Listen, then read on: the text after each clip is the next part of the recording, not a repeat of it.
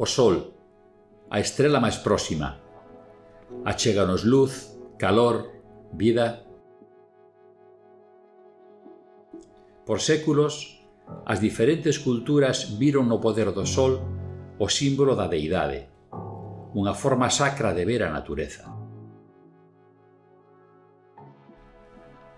Todas as culturas, a través do tempo, percibiron o Sol como unha entidade de forza excepcional.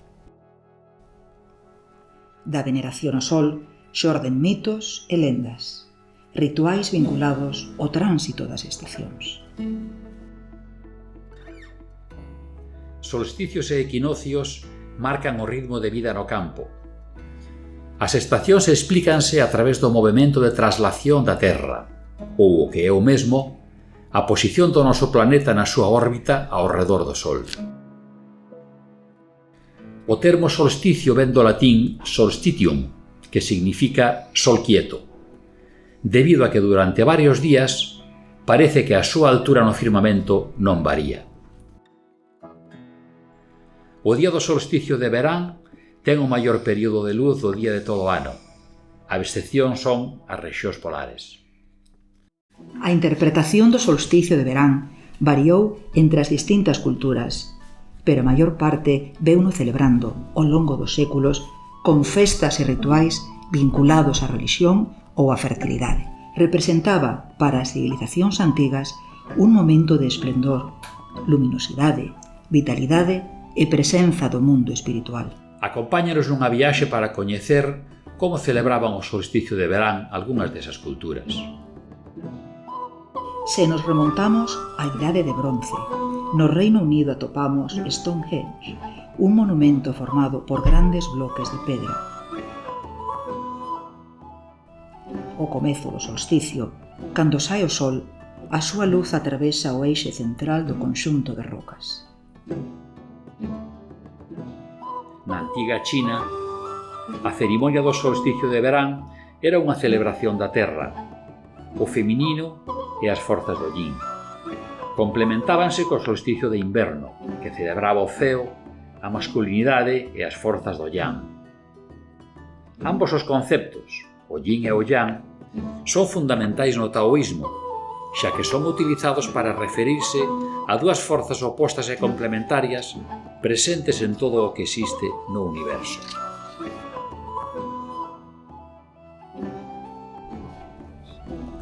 Na cultura exipcia, considerábase o solsticio de verán como o inicio de Aninovo, pois coincide aproximadamente co levantamento da estrela Sirius e a chegada das inundacións do Nilo.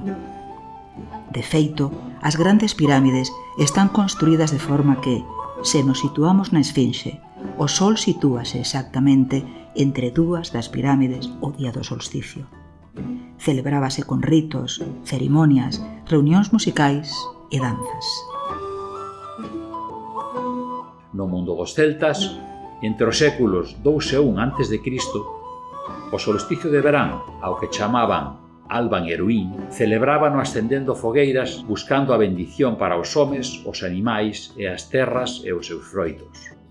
Ademais, os celtas crían que durante o solsticio de verán diferentes criaturas místicas e máxicas saían das súas covas e bosques, e de aí xorde o elemento mestre esa noite, o lume, representado por grandes fogueiras que prendían esa noite. Nace así a tradición dos fachos e fogueiras, co obxectivo de alcanzar purificación, rexeneración e limpieza espiritual. Na Grecia clásica, século I a.C., celebrábase o inicio dun novo ano e as bufonías, nas que se veneraba a Zeus con sacrificios e a Prometeo, o ladrón do lume, con fogueiras cargadas de leña verde graxa para xerar tanto fume que chegase ata Olimpo e os deuses non se esquecesen da existencia dos soles. No caso da antiga Roma, ata o establecemento do cristianismo, no día do solsticio celebrábase o matrimonio entre os reis do panteón romano Xúpiter e Xuno. Durante esa noite non se dormía, pois a alegría dunhas sementes finalizadas e dunhas prometedoras sedas enchía a cidade de xente con ganas de festexar.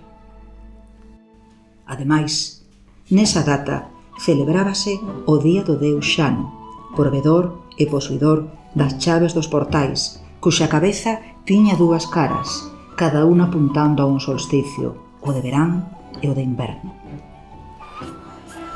As tribos xermánicas en Europa, durante o século I despois de Cristo, celebraban o solsticio de verán, lita, con fogueiras. Era noite de festivais do lume e da maxia do amor, de oráculos para o amor e a adivinación. As parellas de amantes saltaban a través das chamas, xa que se cría que os cultivos crecerían tan alto como que as parellas fosen capaces de saltar. A través do poder do lume, a calor da fogueira, as doncelas coñecían cuestións acerca do seu futuro marido. Así, espíritos e demos serían expulsados da relación caldeira. Pero, sin dúbida, a celebración máis coñecida en relación co solsticio de verán é a Noite de San Xoán. A festa da Noite de San Xoán é de orixe pagán. O cristianismo incorporou esta festividade no seu calendario rememorando o nacemento de San Xoán Bautista. Para iso, apoiouse nunha pasaxe do Evanxeo de Lucas onde se narra que Zacarías, pai de San Xoán Bautista, sentiu tanta alegría ao nacer o fillo que tivo de Isabel, a súa muller xa anciá e supostamente estéril, que se dedicou a acender fogueiras polos arredores da súa casa para que todos os veciños fosen coñecer o milagre da boa nova. Só faltaba establecer unha data. Inicialmente, a celebración da Noite de San Xoán coincidía co solsticio de verán, pero esta situación cambiou cando se adoptou o calendario gregoriano en detrimento do anterior, o calendario xuliano. A actual celebración do San Xoán non deixa de ser un conxunto de lendas e ritos dos nosos devanceiros e séguese facendo en moitos lugares do planeta. En Irlanda, na noite de San Xoán, fanse ofrendas con velas aos outeiros énchense de lumes.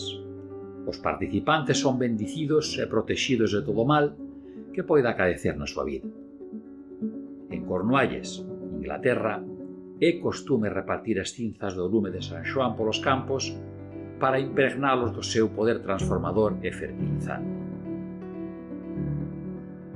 En España, acéndese fogueiras e luminarias na noite de San Xoán e case sempre en base a algunha das cuantiosas tradicións e lendas que podemos atopar. A lenda da Encantada narra a aparición dunha belísima rapaza veiteando a súa longa cabeleira cun peine de outro na noite de San Xoán, nun lugar cargado de simbolismo, por exemplo, unha cova. Se é vista por algunha persoa e esta fita podería ocupar o seu lugar. En Cantabria, a lenda dos 7 cabalos contanos como o mesmísimo Lucifer e outros 7 demos como xinetes sucan os ceos entre berros, deixando unha nube negra de xofre ao seu paso que o embaza todo. As fogueiras serven para queimar os malos agoiros. En Zamora, a enramada é unha antiga tradición que consiste en que os mozos do pobo rolden as mozas que lles gustan ou aquelas ás que lles teñen simpatía. Para iso colocan ramas de ceredeira ou guindeira nos balcóns, xanelas, portas e muros das súas casas con diferentes significados. Se entre a enramada se incluía polas de oliveira, quéroa, pero non a esquenzo. Se a rama era de chopo de río, quérote, pero quérote pouco. Se era de castiñeiro, quérote, pero engánote. Se pola contra era de loureiro, quérote para volver. Se o mozo colgaba unha cabaza, cardos ou chocas, é que a moza prefería a outro e rexeitábao. En Galicia, terra máxica, chea de historias, lenda, supersticións, seres míticos e fantásticos, atopamos un bon número de rituais. Purificarse un elixir de ervas e auga. Segundo a tradición oral galega, na véspera de San Xoán, hai que sair a recoller 7 tipos de ervas e poñelas en remollo nun caldeiro con agua procedente de 7 fontes diferentes. Para que funcione, o recipiente terá que quedar a intemperie durante toda a noite. Na mañá do día de 4 de xuño debes utilizar a auga para lavar a cara. É o chamado cacho.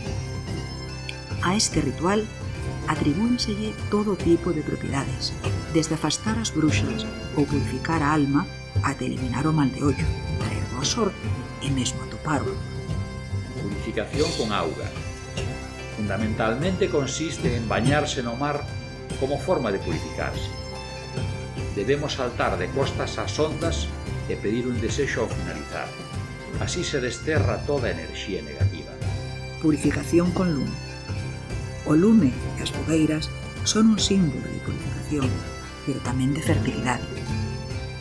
Bailar ao redor do lume, como a terra danza ao redor do sol, é unha celebración ritual de paso. Queimar nel o vello é unha forma de concluir un ciclo e atraer a faísca divina a nosa vida. Saltar sobre a fogueira. Dice que facer unha fogueira ou cacharela na noite de San Xoán Bautista é saltar de 7 a 9 veces sobre o lume. Brindará protección todo o ano e se se fai acompañado, a amizade ou o amor faránse máis fortes. A tradición di tamén que o número de saltos, aínda que varía en función da zona, sempre debe ser impar. Ademais, en Galicia considerábase que a noite de San Xoán era o momento en que as meigas en contacto co demo introducían meigallos, maleficios, no corpo das persoas. E a forma de facelo era a través do leite, polo que se debía guardar fora do seu alcance. Para evitalos, existían varios esconxuros. Un deles di: Día de San Xoán Alegre, meniña, vaite lavar. Pillarás auga do paxaro antes de que o sol raiar. Irás ao abrente do día a auga fresca catar. Da auga do paxariño que saúde che ha de dar. Día de San Xoán Alegre, meniña, vaite lavar. A queimada e o esconxuro. A queimada é unha bebida que se obtén de mesturar aguardente de bagazo, azúcar, cítricos e grans de café. Prepárase en unha pota de barro e préndese do lume para queimar o alcohol. A esta beberaxe, típica da tradición galega, atribúenselle facultades curativas, así como a protección contra as bruxas e o mal de ollo. Nese momento, entre as chamas, recítase un esconxuro para pedir a protección dos espíritus. Mouchos, coruxas, sapos e bruxas, demos, trasgos e diaños, espíritos das nevoadas veigas, corvos, píntigas e meigas, feitizos das menciñeiras, podres cañotas furadas, fogar dos vermes e alimañas, lume das santas compañas, mal de ollo, negros meigallos, cheiro dos mortos, tronos e raios, ouveo do can, pregón da morte, fuciño do sátiro e pé de coello, pecadora lingua da mala muller casada cun home vello, averno de Satán e Belcebú, lume dos cadáveres ardentes, corpos mutilados dos indecentes, peidos dos infernales cus, muxido da mar embravestida, barriga inútil da muller solteira, falar dos gatos que andan a xaneira, querella porca da cabra malparida.